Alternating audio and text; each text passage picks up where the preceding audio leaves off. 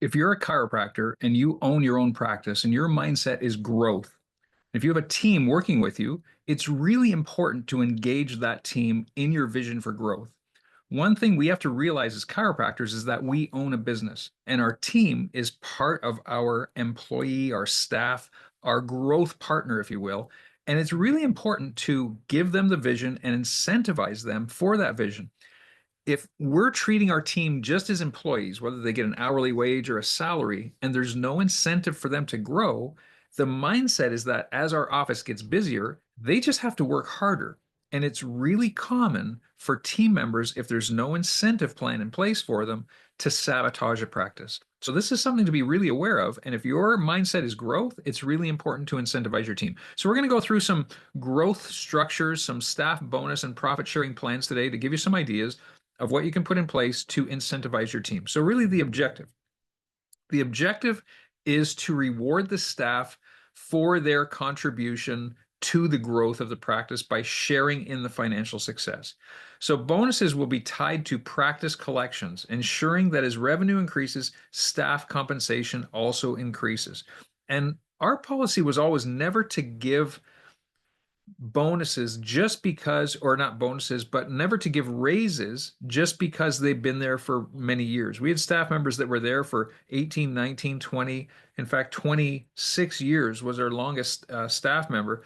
And we didn't give her raises because she was there for 26 years. We gave incentives for our office to grow. She did very well because she was an active part in the growth. So it's not based on seniority, but rather to compensate based on performance. And it's really important to clarify that the chiropractic care for the staff was included as a bonus. So we wanted to make sure that they knew, because we had a policy that their chiropractic care plus the chiropractic care of their immediate family, meaning spouse and children, was also covered as part of their health benefit package in our office. And we actually put a monetary value on that. So they had a care plan. We did exams for them. We did x-rays. We made sure that they knew that why they were under chiropractic care, that they were on a schedule, and we actually put a value on that for them and their family, and we put a number on it. So their health benefit was that amount of chiropractic care. That's, again, an important thing to know, so that they value the care that they had.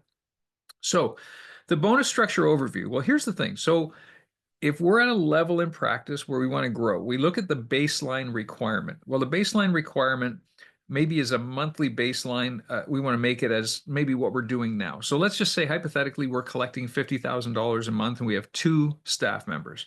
Okay, great. So we decide that that's going to be our baseline. And if we have a goal in our mind to grow to $100,000 a month, just for example, so we're going to make bonuses based on that monetary growth, because obviously the collections are just kind of a good overall way to measure, is our office really growing? So the bonuses are calculated and based on the collections above the baseline. So first of all, if we didn't meet the baseline, if we didn't collect $50,000 in the month, there was no bonus that month. And that was made very clear to the team. So they were actively involved in making sure that they did their recalls, that patients were getting to their appointments, that people were getting under care, that they were converting to care plans, showing up for the re-exams. They were doing all the things necessary to make sure that people were staying on track, and thus the collections reflected that. So for example, anything above $50,000, so $50,000 to $60,000, we would bonus them 3% of all those collections. So if they made it to 60,000, that would be an extra $300 split between, let's say, 2 staff members. So they would get an extra $150 each at the end of the month. If we made it to 75,000, the next tier between 60,000 and 75,000, the staff would receive 4% of all the collections above the baseline. So let's say it was 75,000, 4% of that $15,000 was an extra $600 plus the 300 from the first tier. So that would be $900 if we made it to 75,000 in the month. So they would split that and they would get a check for $450 each. Pretty nice little bonus at the end of the month. And then let's say we made it to 100,000, the tier between 75,000 and 100,000, they would receive 5% of that tier. So that's 5% of 25,000, which works out to be 1,250, if my math is correct. So they get 1,250, they get the not plus the 900 from there. So that's 2,150. that they would actually split. So that would be works out to be 1075 each at the end of the month if we made it to $100,000. So that's a really nice bonus. So they were actively involved. If we did that year after year, 12 months of the year, that's an extra 12, 13 grand in their bank account on top of their regular salary, regular wages. So that was a really nice little bonus. And we said anything above 100,000, they would get 6% of that. So so for example, so let's just kind of go over this just so you have a good idea. So let's just say it's 75,000, staff bonus of 3% of the 10K plus 4% of the 15K. They would get the 300 plus 600, that'd be 900. So two staff members would take home 450 each. Now, you could also divide the bonus pool depending on if there's one staff member that's doing the majority of the work. Let's say there's one staff member that's working 45 hours a week and there's another staff member working 20 hours a week. You could divide the pool accordingly based on that if you chose to do that. We had a number of staff members that were all working relatively similar hours. So we didn't have it, they just all got an equal share of the pie and they were all fine with that. And you could also do it on tenure. Maybe somebody's been there a lot longer than another one, so they may deserve some level of higher bonus as long as it's based on performance.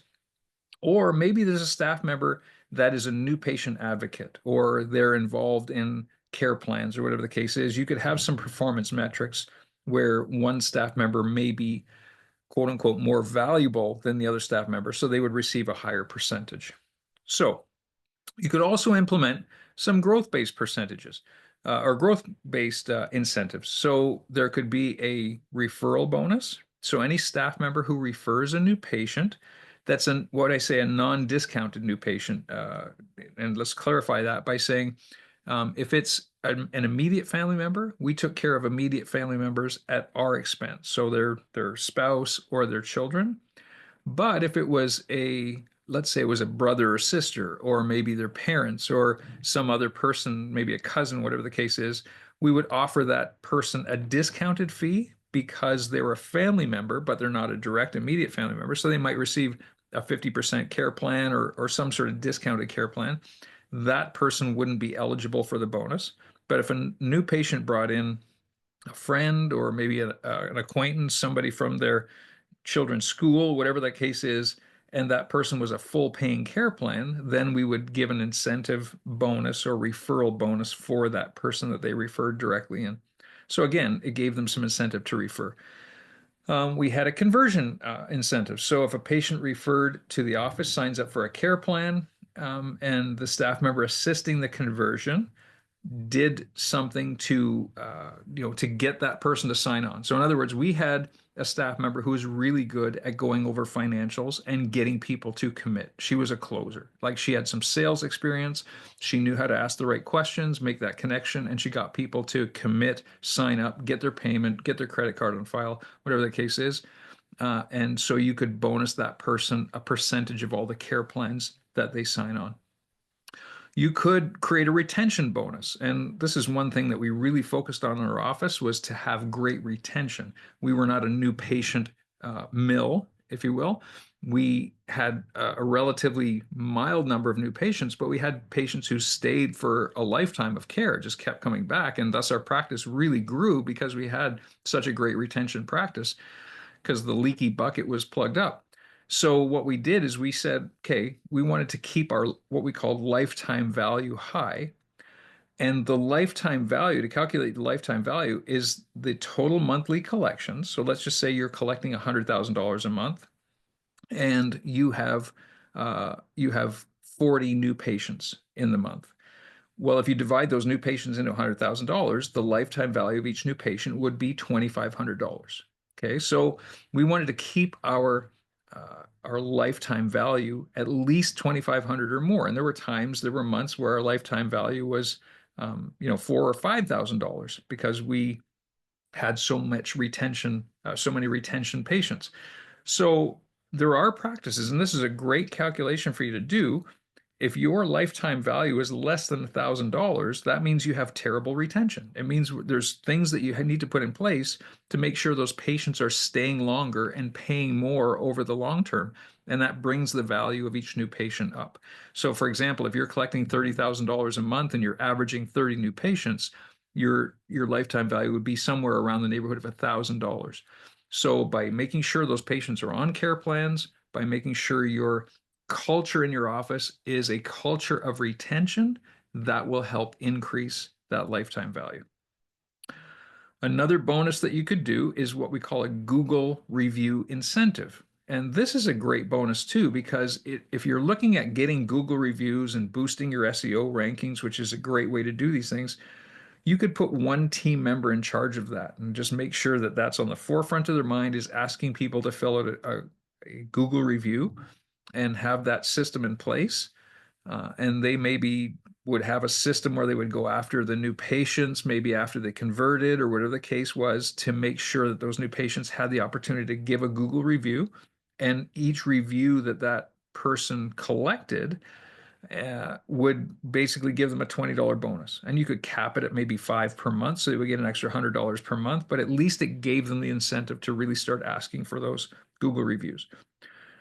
So this is not just an open-ended thing. So one thing you want to do is you want to add some exclusions and stipulations for your team. So we want some minimum performance standards, which means if our team has a mindset of growth, we have to be present. So things have to be working properly for our office to thrive. So the staff must maintain a 90% attendance rate. So that doesn't necessarily include their holidays if they had pre-booked holidays, but it basically want to address, missed days, sick days, missed meetings, these types of things. So chronic tardiness or excessive absenteeism results in forfeiture of their bonus eligibility. So they would not be eligible for the bonus the next month if they were missing lots of days.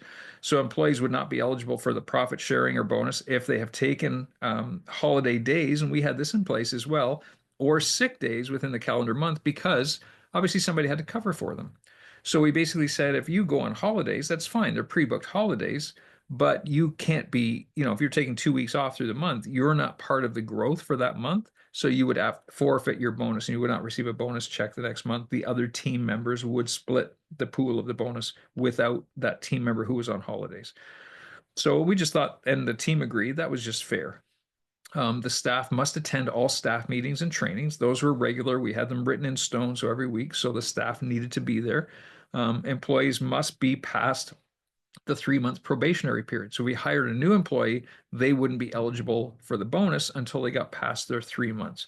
And employees must have worked the complete calendar month. So employees that commence or finish employment within the calendar month. So let's say they have a 3-month employment probationary period that ends in the middle of March.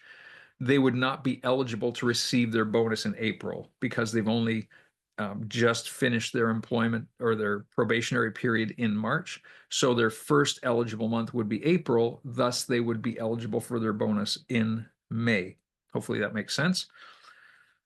And then, of course, we want to make sure, obviously, we had this clause in place for the bonus structure as well. And this was an agreement, and every staff member signed the agreement. Practice culture and ethics. So employees must uphold professionalism, teamwork, and positive patient interactions. Any patient complaints, ethical violations, conflicts within the team may result in disqualification from the bonus program for that period. So there has to be some level of professionalism that the team has to commit to.